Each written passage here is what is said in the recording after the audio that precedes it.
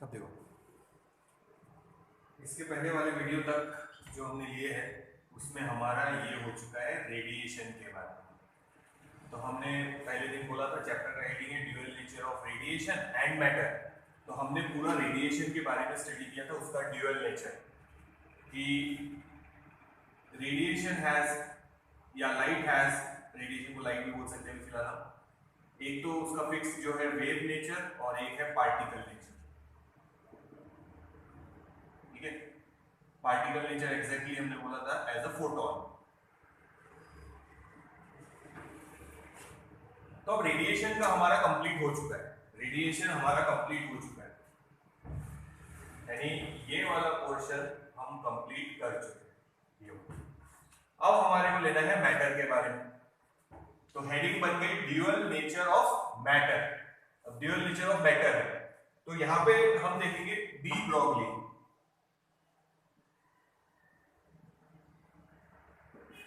Hypothesis.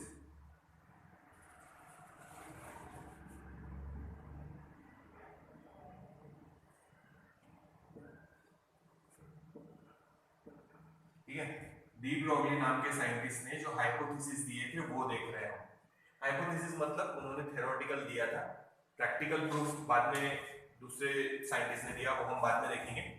पर de Broglie ने hypothesis दिया। उन्होंने ये बोला कि यूनिवर्स में सिर्फ दो चीजें हैं, दो ही चीजें हैं, एक है एनर्जी और एक है मैटर।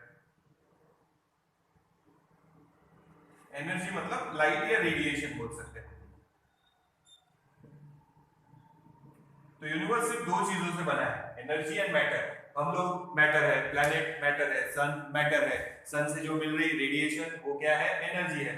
तो यूनिवर्स जो है वो दो चीजों से बना है, एनर्जी एंड मैटर। ये डी ब्रॉगली का हाइपोथेसिस है, उन्होंने थ्योरेटिकल दिया था। अगर हम रेडिएशन यानी एनर्जी का ड्यूअल नेचर ले रहे तो डेफिनेटली इसका भी ड्यूअल नेचर होना चाहिए। तो मैटर इनिशियली तो बिहेव करता है as a particle, then it should also behave like a wave, ऐसा उनका बोलना था। उन्होंने जैसे एक assumption लिया कि सुनो फिर से, ये हम पढ़ चुके हैं ड्यूअल नेचर ऑफ रेडिएशन यानी लाइट का ड्यूअल नेचर हम लोग स्टडी कर चुके हैं, जिसमें हमने कुछ जैसे इंटरफेरेंस डिफ्रैक्शन जो हम देखने वाले हैं बाद में वो वेव थ्योरी से एक्सप्लेन होते, फोटो इलेक्ट्रिक इफेक्ट जो हमने ये चैप्टर में देखा और क्रॉम्पटन इफेक्ट वो हम एक्सप्लेन करते पार्टिकल नेचर या फोटोन नेचर से। तो डी ब्रॉगली ने बोला कि यूनिवर्स में सिर्फ दो चीजें हैं, एक एनर्जी है और एक मैटर है। अगर एनर्जी यानी रेडिएशन के दो फॉर्म है, दो ही चीजें हैं यूनिवर्स में, universe is comprised of only two things, energy and matter. तो ये है रेडिएशन मतलब एनर्जी, एक है वेव फॉर्म, एक है पार्टिकल फॉर्म। तो जो मैटर है उसका पार्टिकल फॉर्म के साथ क्या होना चाहिए, वेव फॉर्म होना चाहिए। वो ऐसा उन्होंने अंदाजा लगाया कि भाई यूनिवर्स में सिर्फ दो चीजें हैं, अगर एक का ड्यूअल फॉर्म है तो दूसरे का भी ड्यूअल फॉर्म होना चाहिए, दूसरे का भी ड्यूअल फॉर्म होना चाहिए, ऐसा उन्होंने लॉजिक लगाया। इसीलिए उसको हाइपोथेसिस बोल रहे हैं। प्रैक्टिकल प्रूफ बाद में आया कि जब पार्टिकल कोई मूव होता तो उसके साथ वेव एसोसिएटेड रहती, तो वो बाद में समझाऊंगा। पर ये जो लॉजिक है ये इन्होंने हाइपोथेसिस दिया है, मतलब एक जस्ट सोचा उन्होंने, यूनिवर्स में सिर्फ दो चीजें हैं, एनर्जी और मैटर। एनर्जी के हमने देखा कि दो फॉर्म है, तो उनका बोलना था कि मैटर के भी दो फॉर्म होने चाहिए। तो एनर्जी का वेव फॉर्म है, पार्टिकल नेचर है, मैटर का पार्टिकल नेचर तो है, मैटर में पार्टिकल ही है और उसके साथ वेव एसोसिएटेड होनी चाहिए। बट सिर्फ ऐसे पार्टिकल के साथ वेव एसोसिएटेड रहेंगे विच आर इन काइंड होंगे मोशन। देखो समझ में आ रहा है। तो डी ब्रॉगली ने इक्वेशन डायरेक्ट हम लिखने वाले, पर उन्होंने कैसे निकाला तो वो एक बार बताया था, टेक्स्ट बुक में नहीं है।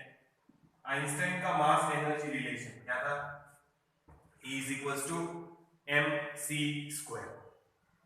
तो इसमें एनर्जी और मास का रिलेशन आ गया, एनर्जी और मास का रिलेशन आ गया। और एक फॉर्मूला हमने देखा है फोटोन का, E = hν, दोनों को कंपेयर कर लेंगे, mc² hν की जगह लिखेंगे c/वेव, तो एक c कैंसिल हो जाएगा, तो mc = h/वेवलेंथ, मास इनटू वेलोसिटी, तो फोटोन बोलेंगे P is equals to h upon lambda, और we can say lambda is equals to h upon p। तो ऐसे भी निकाल सकते हैं, पर हम ऐसा नहीं लेंगे, हम जो वो लेंगे जो टेक्स्ट बुक में दिया है। तो ऐसा भी बना सकते थे हम लोग, पर हम ये मिटाए, तो उन्होंने डायरेक्ट इक्वेशन है वो ले लेते हैं।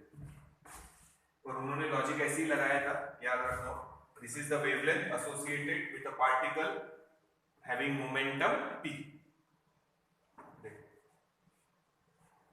फिर से डी ब्रोगली ने क्या सोचा, याद रखो कि universe is comprised of only two things. Universe दो ही चीजों से बना है, एक है एनर्जी यानी रेडिएशन, एक है मैटर। अगर एनर्जी के हम दो फॉर्म ले रहे तो डेफिनेटली जो दूसरी चीज है उसके भी दो फॉर्म होने चाहिए। तो उनका बोलना ये था कि जो पार्टिकल मूव हो रहे हैं उनके साथ एक वेव एसोसिएटेड होनी चाहिए। तो जो पार्टिकल मोशन में है उनके साथ एक वेव एसोसिएटेड होनी चाहिए, ऐसा उनका बोलना था। इक्वेशन देख लो, जो भी बनाया था वही आएगा, पर उन्होंने डायरेक्ट लिया linear momentum is equals to E upon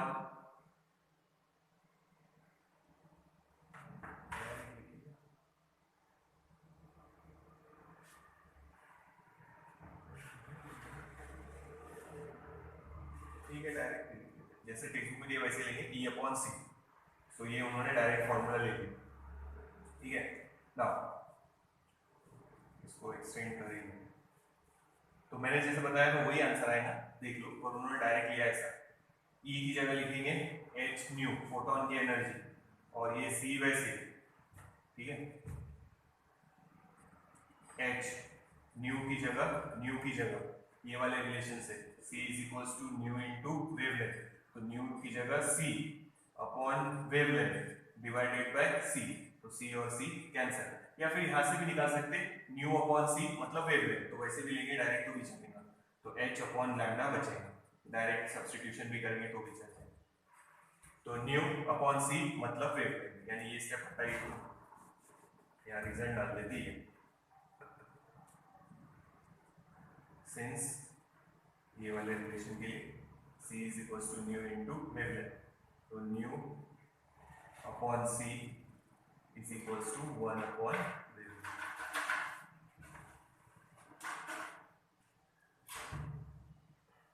तो ये यहाँ पे सब्स्टिट्यूशन कर दिया, देखो। सो वेवलेंथ कहाँ से निकालना है, तो lambda is equals to h upon p लिखेंगे, और p का मतलब होता लीनियर मोमेंटम यानी मास इनटू वेलोसिटी। तो वही बोल रहा था, जो पार्टिकल मोशन में है उसी के साथ वेव एसोसिएटेड रहेंगी, और उसकी वेवलेंथ ये रहेंगी, lambda is equals to h upon p। देख, तो ये था डी ब्रोगली हाइपोथेसिस।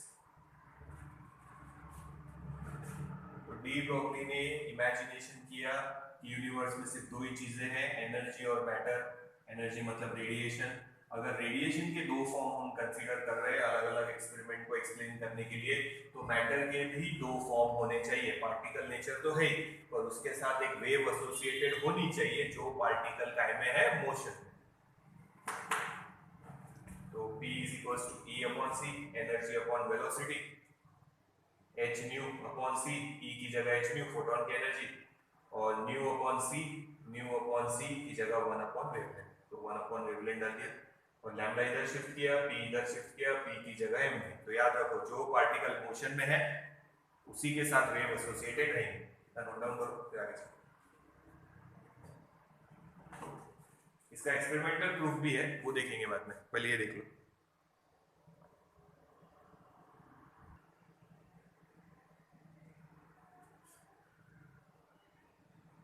तो ये समझ में आया, एक्सपेरिमेंटल प्रूफ बाद में देखेंगे। हाँ, मैटर, अच्छा थोड़ा सा कुछ मिटा देते हैं।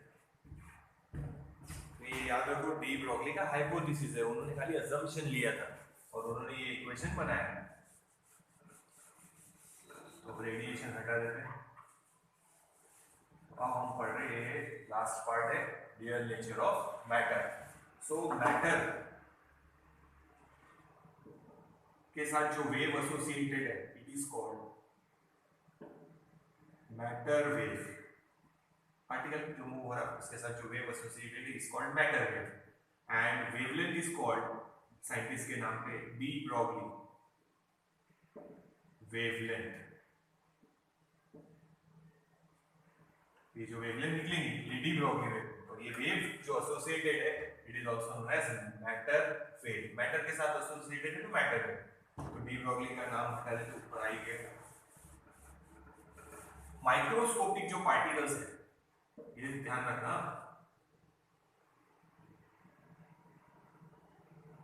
माइक्रोस्कोपिक पार्टिकल मतलब जो बहुत छोटे हैं सच एज इलेक्ट्रॉन, मास इलेक्ट्रॉन, मास कम, ठीक है, तो मास कम है तो डेफिनेटली डी ब्रॉगली वेवलेंथ क्या रहेगी, ज्यादा रहेगी। So wavelength is large associated with the microscopic electron, particle बोलेंगे microscopic particle such as electron या मॉलिक्यूल्स समझो। सेकेंड मैक्रोस्कोपिक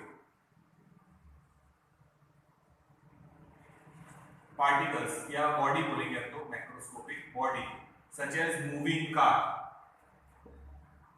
तो मास ज्यादा है तो वेवलेंथ कम, मास ज्यादा वेवलेंथ कम, so wavelength is very small, और इसीलिए इसका कोई एप्लीकेशन नहीं है। हमारे को माइक्रोस्कोपिक जो पार्टिकल है, याद रखो माइक्रोस्कोपिक, माइक्रोस्कोपिक मतलब small particles such as electron या ऑक्सीजन मॉलिक्यूल्स, छोटे छोटे पार्टिकल्स, तो माइक्रोस्कोपिक। मैक्रोस्कोपिक मतलब बड़े बॉडीज सच एज कार, अपन भाग रहे तो कोई बोलेंगे हम भाग रहे तो हमारे साथ भी वेव एसोसिएटेड है क्या, तो वेवलेंथ इतनी स्मॉल है कि उसको हम निग्लेक्ट कर देंगे, और उसका कोई प्रैक्टिकल एप्लीकेशन नहीं है। इसका है तो इसके बारे में हम पढ़ने वाले हैं अभी, और इसका कोई एप्लीकेशन नहीं है और स्मॉल होने की वजह से निग्लिजिबल है।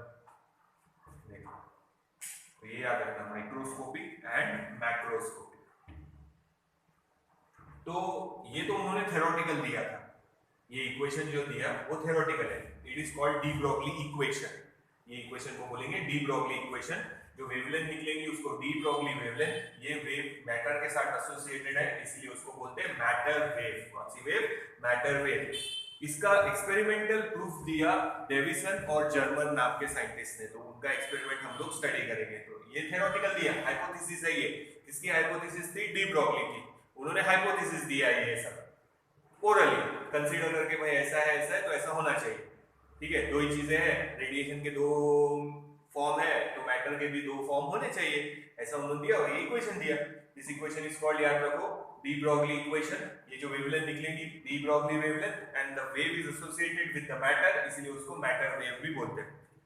माइक्रोस्कोपिक अगर पार्टिकल है जैसे अभी हम स्टडी करने वाले हैं तो वेवलेंथ कंसीडरेबल है, और मैक्रोस्कोपिक है तो वो वेवलेंथ हम कंसीडर नहीं करने वाले, वेरी वेरी स्मॉल है, निग्लेक्ट कर दो, और उसके कोई एप्लीकेशन नहीं है। जैसे मूविंग कार, मूविंग बस या अपन दौड़ रहे, कोई मतलब नहीं है, अपने साथ वेव एसोसिएटेड भी रहेंगी तो कोई काम की बात नहीं। तो ये देख लो, फिर वो एक्सपेरिमेंट में चल गए।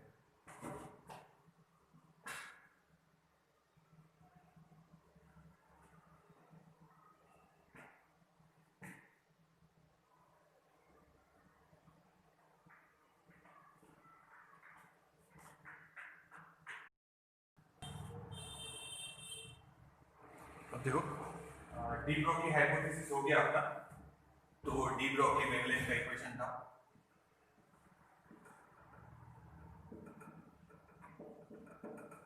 h/mv या h/p सब, ठीक है। तो अब एक्सपेरिमेंटल प्रूफ जो डेविसन और जर्मन ने दिया, डी ब्रॉगली ने जो दिया वो हाइपोथेसिस था, बट एक्सपेरिमेंटल प्रूफ उस बात का दिया डेविसन एंड जर्मन नाम के साइंटिस्ट ने। तो वहां हम इलेक्ट्रॉन यूज करने वाले हैं, लाइट वेव की जगह इलेक्ट्रॉन लेंगे और देखेंगे आगे। तो यहां हम पहले निकाल लेते de Broglie wavelength of electron, electron का इक्वेशन निकाल के रखते जो उस डेरिवेशन में हम या उस एक्सपेरिमेंट में हम डायरेक्ट यूज करेंगे। ध्यान, de Broglie wavelength of electron, ये वाला इक्वेशन है हमारा, याद रखना, उसमें सब्स्टिट्यूट करेंगे। सो काइनेटिक एनर्जी का फॉर्मूला, इलेक्ट्रॉन मूव हो रहा ना, पहले ही बताया कि जो पार्टिकल माइक्रोस्कोपिक है और मूव हो रहा उसी के साथ वेव एसोसिएटेड कंसीडर करेंगे। मैक्रोस्कोपिक जो बड़े ऑब्जेक्ट्स है उनके साथ कंपेयर करने कंसीडर करने का कोई मतलब नहीं। Half m v square, v is the velocity, small v कर दिया, तो यहाँ पे भी स्मॉल वी कर दो,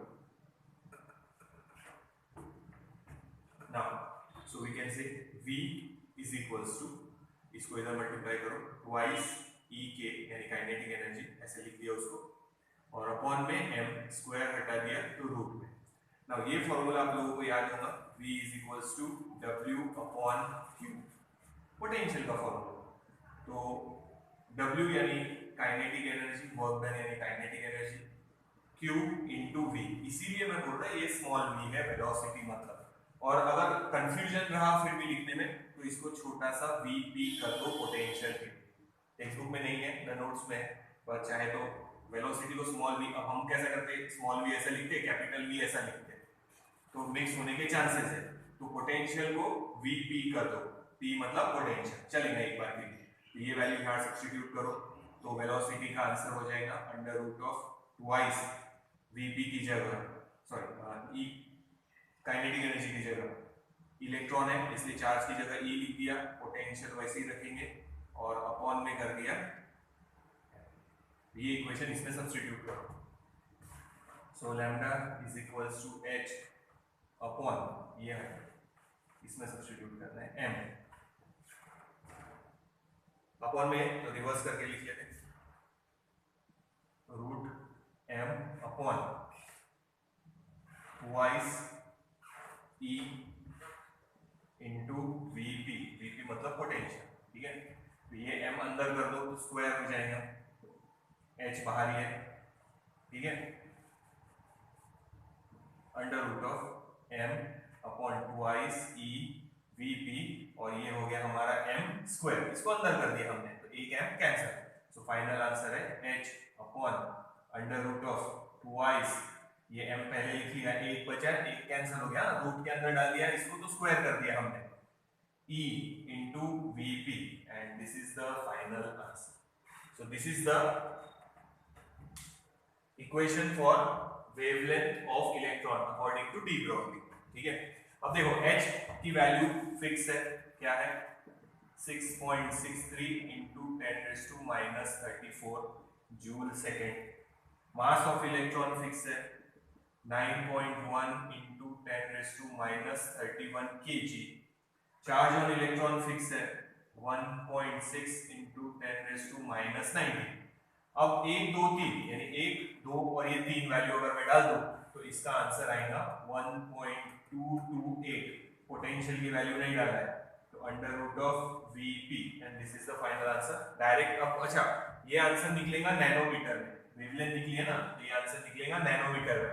आप चाहे तो एंगस्ट्रॉम यूनिट में भी लिख सकते हो उसको, यहाँ पे लिख देता है एंगस्ट्रॉम यूनिट में, सब वैल्यू डाल दो, सिर्फ पोटेंशियल कितना रखूंगा मैं उस पर डिपेंड करेगा आगे। तो बाकी तो वैल्यूज कांस्टेंट है, h की वैल्यू कांस्टेंट है, m की वैल्यू कांस्टेंट है, e की वैल्यू कांस्टेंट है, जो कांस्टेंट है वो मैंने डाल दिया, 2 था वो भी सॉल्व कर लिया। तो सॉल्व करने के बाद आंसर मिलेगा 1.288 और vp वैसा ही है। या एंगस्ट्रॉम यूनिट में लिखना चाहते तो 12.28 divided by under root of potential vp, और ये निकल गया एंगस्ट्रॉम यूनिट। तो ये भी याद रखो, तो ये वैल्यूज अगर डालेंगे तो ये आंसर या ये आंसर मिलेगा वो याद रखो। तो न्यूमेरिकल में भी हम इलेक्ट्रॉन का पूछा है तो डायरेक्ट ये फॉर्मूला यूज कर सकते हैं क्योंकि ये टेक्स्ट बुक में दिया है। तो शुरुआत हम यहाँ से करेंगे ये, और फिर ये नहीं लिखना है, ये सिर्फ याद रखना है अपने आंसर, डायरेक्ट याद रखना है 1.288 नैनोमीटर में है अंडर रूट ऑफ vp। तो जो भी आपका पोटेंशियल है, इलेक्ट्रॉन को मोशन में लाना है, इलेक्ट्रॉन वैसे रेस्ट में है, अगर आप यहाँ प्लेट को पॉजिटिव चार्ज देंगे इसको निगेटिव, तो इलेक्ट्रॉन फिर इधर से इधर मूव होगा ड्यू टू दैट पोटेंशियल। अगर मूव हुआ तो ही उसके साथ वेव एसोसिएटेड है, तो ये रही वो पोटेंशियल की वैल्यू, पोटेंशियल की वजह से मूव होगा, तो वो आंसर सॉल्व करना है। तो जो भी पोटेंशियल दिया ना 100 वोल्ट 200 वोल्ट जो भी था इसमें वैल्यू डालो, वेवलेंथ डायरेक्ट मिल जाएगी, पर टाइम में मिलेगी नैनोमीटर, या ये लिखेंगे तो एंगस्ट्रॉम यूनिट में। मीटर में करना है तो इसको 10⁻⁹ कर दो, इसको 10⁻⁻10 कर दो, एक ही बात। इसके बाद हम लेंगे डेविसन एंड जर्मर एक्सपेरिमेंट, उसमें ये इक्वेशन हमारे काम आएगी, इसीलिए ये इक्वेशन ले लिया अपन। देख लो पोटेंशियल तो वोल्ट में रहेगा, उसका कोई मतलब नहीं है। तो ये हो गई de Broglie wavelength of electron ना, इलेक्ट्रॉन। ये h कांस्टेंट है, मास ऑफ इलेक्ट्रॉन कांस्टेंट है, ये कांस्टेंट है। vp की वैल्यू मैं रखूंगा, पोटेंशियल कितना रखना है, कितना उस इलेक्ट्रॉन को एक्सेलरेट करना है वो मैं डिसाइड करूंगा। तो बाकी सबको हटा के अगर सॉल्व कर लेंगे तो ये वीपी वैसे ही छोड़ दिया वहां पे पोटेंशियल, बाकी सबको सॉल्व करने के बाद ये आंसर मिला, पर यूनिट याद रखो नैनोमीटर में है, और अगर 12.28 लिखेंगे 1.228 की जगह तो एंगस्ट्रॉम।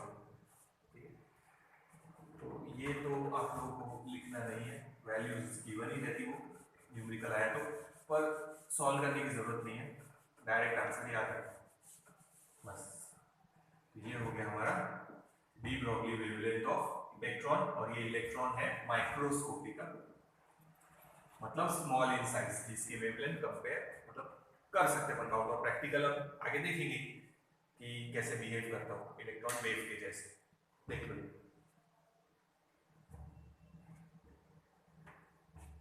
तो ये याद रखो, यहाँ Q था पर Q की जगह E लिख दिया, कैपिटल V टेक्स्ट बुक में, और वेलोसिटी को स्मॉल v लिखा है, पर मैंने वही बताया ना, हम हमारा स्मॉल v ऐसे लिखते, कैपिटल V उसके बाजू में ऐसा, तो कंपैरिजन में गड़बड़ हो जाती, इसलिए इसको छोटा सा p लिख लेना अभी के लिए, Vp पोटेंशियल, और ये v मतलब वेलोसिटी, या ऐसा लिखेंगे स्मॉल v वेलोसिटी और कैपिटल V पोटेंशियल, तो भी चल जाएगा।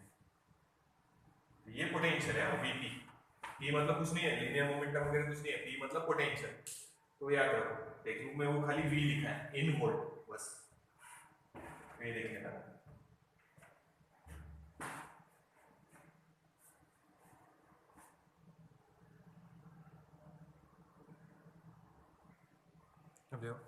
डेविसन एंड जर्मर एक्सपेरिमेंट ले रहे, ये है practical proof de Broglie hypothesis का। ठीक है, it is the practical proof of de Broglie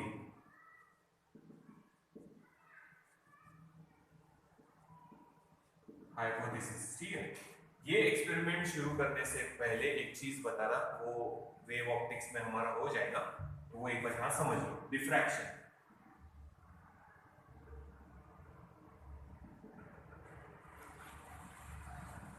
diffraction थोड़ा सा जो होता है वो समझ लो। ये डिफ्रैक्शन हम लोग ले रहे हैं लाइट में, और यहां हम लाइट को ट्रीट कर रहे हैं एज अ वेव। तो जैसा डिफ्रैक्शन में वेव के लिए मिलेगा, वैसा ही यहाँ डिफ्रैक्शन पैटर्न इलेक्ट्रॉन के लिए मिलेगा, मतलब जो पैटर्न वेव के लिए मिल रहा था वो पैटर्न यहाँ इलेक्ट्रॉन के लिए मिलेगा, मतलब इलेक्ट्रॉन जो मूव हो रहा उसके साथ भी वेव एसोसिएटेड है। इसका लॉजिक ऐसे निकलेगा। फिर से देखो, डिफ्रैक्शन के बारे में बता रहा, जो लाइट के लिए ले रहे हैं हम लोग, जिसको हम वहां ट्रीट करेंगे एज अ वेव, तो वेव के लिए डिफ्रैक्शन पैटर्न कैसा मिलेगा वो देखते हैं पहले। Same diffraction pattern Davisson and Germer experiment में मिलेगा इलेक्ट्रॉन के लिए, मतलब जो पैटर्न वेव के लिए मिला वही पैटर्न इलेक्ट्रॉन के लिए मिला। इसका मतलब इलेक्ट्रॉन के साथ भी एक वेव एसोसिएटेड है। और अभी बताया माइक्रोस्कोपिक पार्टिकल की वेव लार्ज है तो उसको हम गिन सकते और उसको हम एप्लीकेशन में ले सकते, जैसे हम यहाँ ले रहे हैं अभी। पर जो मैक्रोस्कोपिक बड़े ऑब्जेक्ट्स है, मूविंग कार है, मूविंग बस है, या अपन दौड़ रहे हैं या बॉल मूव हो रहा, तो उसके साथ जो वेव एसोसिएटेड है it is very very small, we can not measure it, और उसका कोई प्रैक्टिकल एप्लीकेशन नहीं है। तो वो याद रखो, माइक्रोस्कोपिक पार्टिकल के लिए लेंगे, यहाँ पे इलेक्ट्रॉन के लिए। तो पहले डिफ्रैक्शन समझ लेते क्या है। समझो एक एज है, शार्प एज, ये लाइट आ रही है यहाँ पे, ठीक है, दूसरी तरफ भी एक शार्प एज बना लेते हैं सेम ऐसा, ये से लाइट इधर आ रही है, तो लाइट तो पूरे मतलब ये होल है, समझो एक हमने कार्डबोर्ड लिया उसमें होल कर दिया, तो यहाँ पे और यहाँ पे शार्प एज है और ये हमारी स्क्रीन है।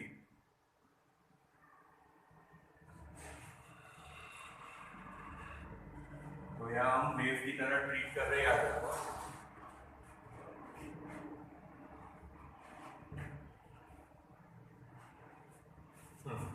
तो अब देखो डिफ्रैक्शन का मीनिंग क्या होता है। जब लाइट किसी शार्प एज को स्ट्राइक होंगी, शार्प एज, तो एक्चुअल में हमारे को क्या लगता है कि ये वेव सारे सीधे चले जाने चाहिए,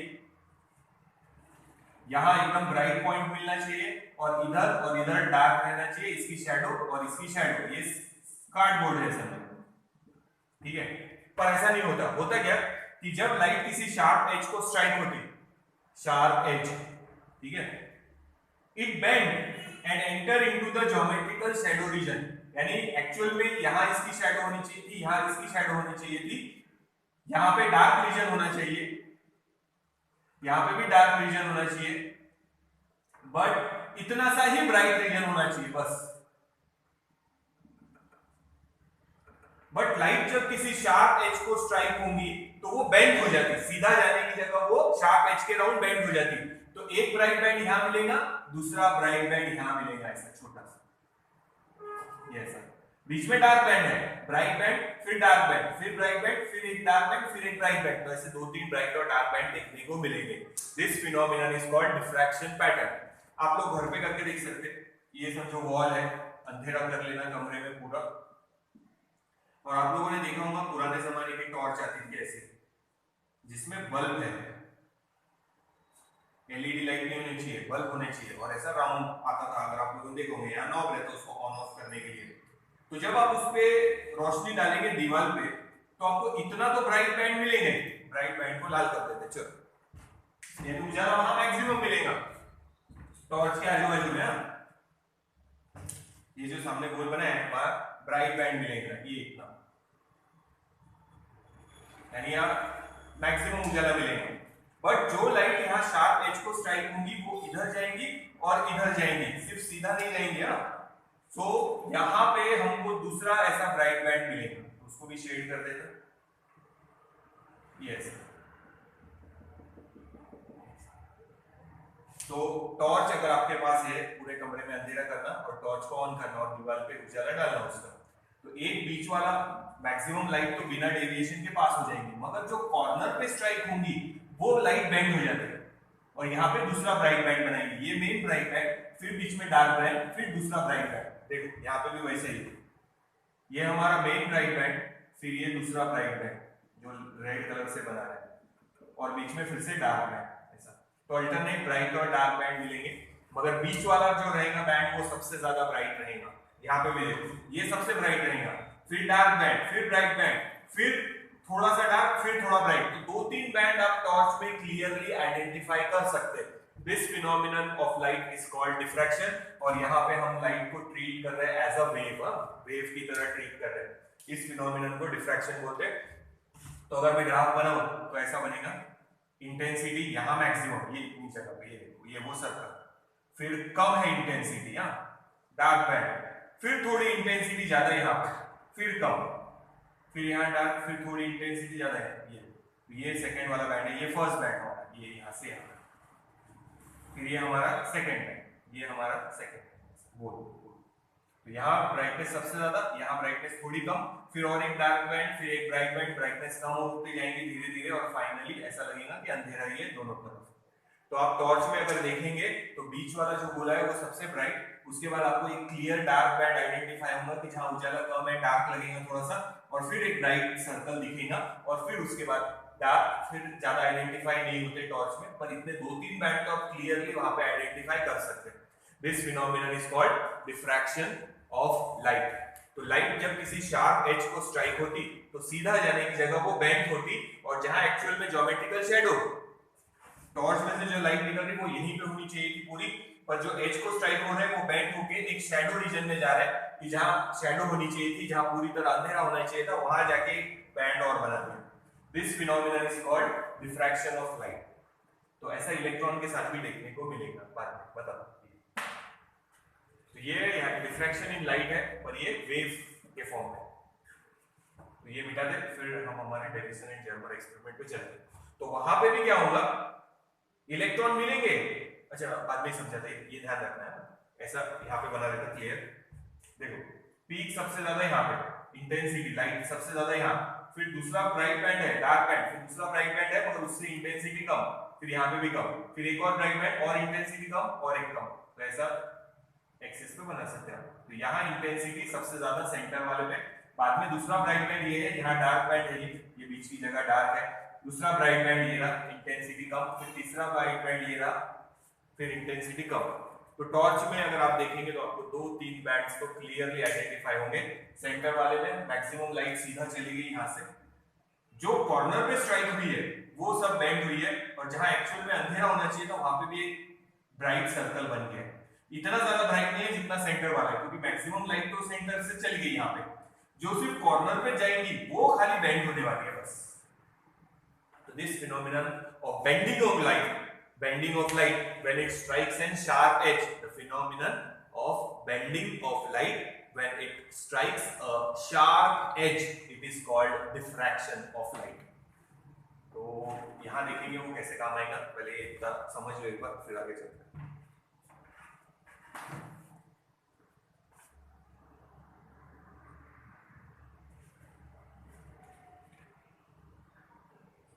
तो अब देखेंगे डेविसन एंड जर्मर एक्सपेरिमेंट, उन्होंने क्या अरेंजमेंट किया वो देखते पहले। सबसे पहले लेंगे एक फिलामेंट,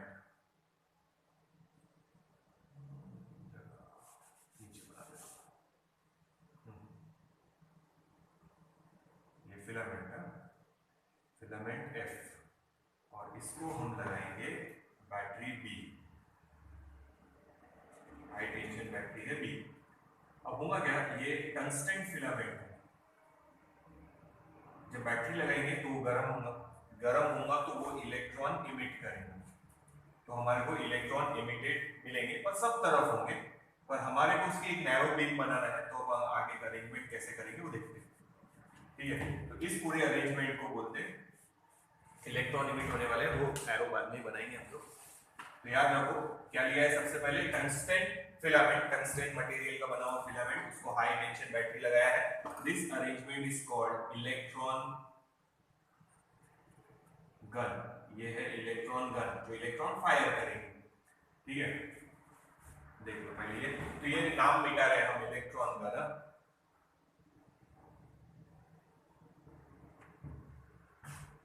ठीक है, ये बन गया।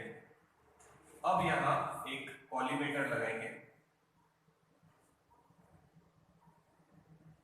यानी इसमें से पास होने वाले इलेक्ट्रॉन जाएंगे आगे, बाकी रुक जाएंगे, और ये एक्सेलरेट भी करेगा इलेक्ट्रॉन को, इसको पॉजिटिव चार्ज देंगे हम लोग, तो पॉजिटिव चार्ज है, इस पे नेगेटिव चार्ज है, यहाँ से जो इलेक्ट्रॉन निकलेंगे तो इलेक्ट्रॉन एक्सेलरेट होके सामने जाएंगे।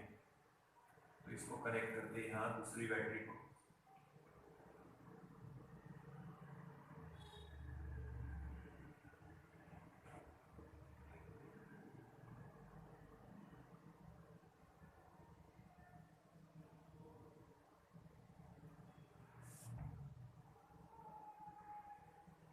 टर्मिनल इसको कनेक्ट किया हमने, टर्मिनल इसको कनेक्ट,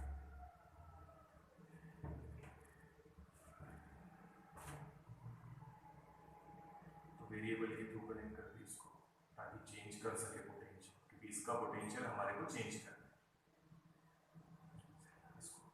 देखो पॉजिटिव ये नेगेटिव इसको कनेक्ट किया, पॉजिटिव वेरिएबल के थ्रू इसको दे दिया। अब देखो ये थी हमारी इलेक्ट्रॉन गन, इसको लिखना नहीं है यहाँ पे, सिर्फ डिस्क्रिप्शन में लिखना है। फिलामेंट है, फिलामेंट हाईली हीट होगा ड्यू टू दिस बैटरी, और वो इलेक्ट्रॉन इमिट करेगा, तो इलेक्ट्रॉन सब तरफ इमिट होंगे, बट कॉलीमेटेड बीम चाहिए हमारे को, एक नैरो बीम चाहिए, तो इस, और वो एक्सेलरेट भी करेगा, पॉजिटिव चार्ज आ गया इस पे, तो ये इलेक्ट्रॉन को एक्सेलरेट भी करेगा, और इलेक्ट्रॉन एक्सेलरेट होके सामने जाएंगे। देखो तो इसको हम लिख सकते हैं कॉलीमेटेड एनोड, पॉजिटिव है ना एनोड, और कॉलीमेट करेगा मतलब नैरो बीम प्रोड्यूस करेगा। तो अरेंजमेंट देख लो,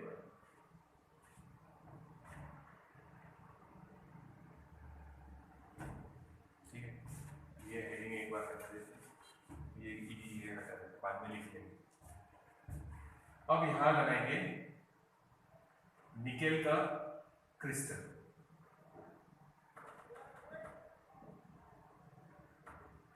निकेल इसलिए यूज करते हैं क्योंकि इलेक्ट्रॉन जाके उसको कोलाइड होने वाले हैं, अब कोलिजन के बाद वहां हीट भी जनरेट होगी बहुत ज्यादा, तो वो मेल्ट नहीं होना चाहिए, इसका मेल्टिंग पॉइंट हाई है, इसलिए हमने निकेल क्रिस्टल यूज किया है वहां पे। ठीक है, अब ये इलेक्ट्रॉन यहाँ जाके स्ट्राइक होंगे और सब तरफ स्कैटर हो जाएंगे, सब तरफ बिखर जाएंगे, तो उनको गिनने के लिए यहाँ हम लोग लगाएंगे स्केल, कौन सा इलेक्ट्रॉन कितना कहाँ स्कैटर हुआ है, उसके लिए हम स्केल लगाने वाले हैं। ठीक है, और अब इलेक्ट्रॉन को स्केल के ऊपर गिनेंगे कैसे, तो समझो इलेक्ट्रॉन स्ट्राइक होकर इधर आया, तो ये एंगल है हमारा सपोज थीटा, सब तरफ स्कैटर होंगे, जरूरी नहीं है ये एंगल पे स्कैटर होंगे, बहुत सारे स्कैटरिंग है। अलग अलग डायरेक्शन में स्कैटर होंगे हाँ, स्कैटर बिखर जाएंगे इलेक्ट्रॉन सब तरफ। हाँ, तो यहां हम लोग लगाएंगे गैल्वेनोमीटर, इसको कनेक्ट कर देंगे ग्राउंड। तो अब ये जो कप है वो यहां से मूव करना शुरू करेंगे, तो इलेक्ट्रॉन स्कैटर होके इस कप तक पहुंचेंगे। यहां रखेंगे तो जितने यहां पहुंचेंगे गैल्वेनोमीटर उतना करंट बताएगा, यहां रखेंगे तो कितना, यहां रखेंगे तो कितना, अलग अलग जगह पे करंट देखते जाएंगे। जहां करंट मैक्सिमम मिले समझना स्कैटरिंग एंगल वहीं पे मैक्सिमम है। पहले की अरेंजमेंट समझ में है क्या? स्केल जैसे मार्किंग करना चाहे तो कर सकते हैं, रैंडम कर देंगे इसे।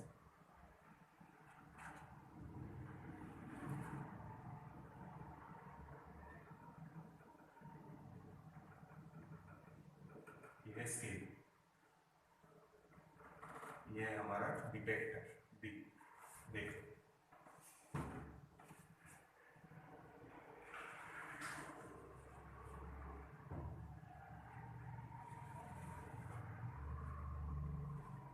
रेड पेन से बना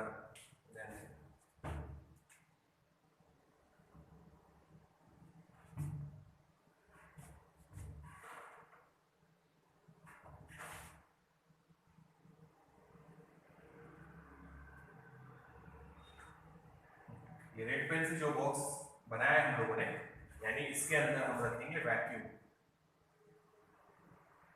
ताकि इलेक्ट्रॉन किसी और मॉलिक्यूल को कोलाइड नहीं हो और वो सीधा आगे जा सके। अब यहाँ पे लिख देते वापस इसका नाम कॉलीमेटिंग या कॉलीमेटेड एनोड, कॉलीमेटिंग एनोड। ये हमारी डायग्राम कंप्लीट हो गई। फिर एक वापस से समझा था कितना नोट डाउन।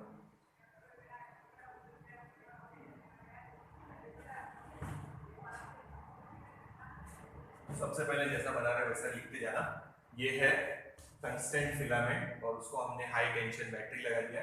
अभी इलेक्ट्रॉन टंगस्टन गर्म होगा और इलेक्ट्रॉन इमिट करेगा, तो ये इलेक्ट्रॉन सब तरफ इमिट होंगे। तो हम यहाँ जो इलेक्ट्रॉन आएंगे उनको कॉलीमेट कर रहे हैं बीम को, यानी एक नैरो बीम कर रहे हैं और उसको एक्सीलरेट भी कर रहे हैं। तो इसको पॉजिटिव को कनेक्ट कर दिया, ये इधर नेगेटिव कनेक्ट कर देना। नाउ आगे रखा है निकेल का क्रिस्टल। जब इलेक्ट्रॉन आके इसको स्ट्राइक होंगे तो बिखर जाएंगे, सब तरफ स्कैटर हो जाएंगे, सब तरफ स्कैटर होंगे। तो यहाँ से यहाँ तक हम देखने वाले हैं कि कहाँ स्कैटर सबसे ज्यादा हो गए। तो यहाँ से ये कप यहाँ से रखेंगे और धीरे धीरे आगे आगे आगे आगे आगे आगे आगे आगे आगे यहाँ से यहाँ तक मूव करेंगे और गैल्वेनोमीटर में करंट देखते जाएंगे। जहाँ इलेक्ट्रॉन सबसे ज्यादा जा रहे होंगे डेफिनेटली करंट सबसे ज्यादा मिलेगा। तो यहाँ हम वेव की जगह हमने क्या यूज किए हैं, बीम ऑफ इलेक्ट्रॉन। ये है beam of electron, beam of electrons. तो इट वाज फाउंड दैट कि यहाँ पे भी जैसे हमने उसमें बनाया था कि एक सेंटर वाला पीक सबसे ज्यादा, फिर बाद में डिफ्रैक्शन जो मैंने बताया था कि टॉर्च में ये सबसे ब्राइट, उसके बाद भी ब्राइटनेस रहेगी मगर कम। तो जब उन्होंने यहाँ से यहाँ तक आगे मूव करना शुरू किया तो उनको ऐसा मिला कि कहीं पे करंट है मगर कम है, और एक पॉइंट ऐसा मिला जहां करंट क्या है, मैक्सिमम।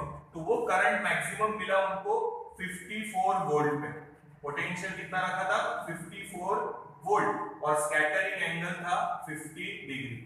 ये पॉइंट याद रखना, तो इतना याद रखना पड़ेगा, 54 degree, sorry 54 volt and 50 degree.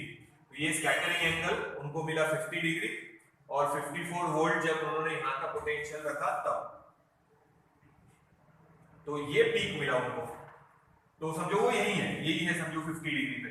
अब तुम उसके इधर जाएंगे तो तुम्हारे को दूसरा पीक यहाँ कहीं तो मिलेगा, यहाँ पे समझो इलेक्ट्रॉन नहीं है ज्यादा, यहाँ मिलेगा दूसरा पीक, फिर आगे जाएंगे फिर तीसरा पीक, पर कम करंट वाले, यहाँ मैक्सिमम करंट मिल रहा।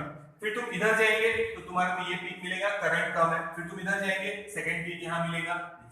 तो जैसे लाइट में डिफ्रैक्शन मिल रहा था कि सेंटर वाला जो बैंड था वो सबसे ब्राइट था, आजू बाजू में ब्राइटनेस थी मगर सेंटर वाले बैंड से कम। तो ये है समझो सेंटर वाला बैंड, इधर जाएंगे और उसके इधर जाएंगे तो हमारे को ब्राइटनेस मिलेगी पर इतनी ज्यादा ब्राइटनेस नहीं मिलेगी, यानी इतना ज्यादा करंट नहीं मिलेगा। तो जैसे लाइट में हो रहा था, जहां हमने लाइट को ट्रीट किया है वेव डिफ्रैक्शन, तो यहां हमने इलेक्ट्रॉन यूज किया है, मतलब क्या यूज किया है, मैटर, या मोर स्पेसिफिक पार्टिकल यूज किया है। क्या यूज किया है, पार्टिकल। पार्टिकल हम लोगों ने यूज किया है। तो पार्टिकल के स्कैटरिंग में और वेव के स्कैटरिंग में एक जैसा फॉर्मेट मिला कि वहां पे भी एक सेंट्रल बैंड में ब्राइटनेस ज्यादा मिल रही थी और बाद में कम, वहां पे भी ऐसा ही हुआ कि यहाँ करंट सबसे ज्यादा मिला, इलेक्ट्रॉन ये एंगल पे सबसे ज्यादा स्कैटर हुए, फिर इधर और इधर गए तो कम स्कैटरिंग मिला, फिर इधर और इधर भी कम स्कैटरिंग मिला। तो ये एंगल पे स्कैटरिंग क्या मिला, मैक्सिमम, और ये वोल्टेज पे। देखते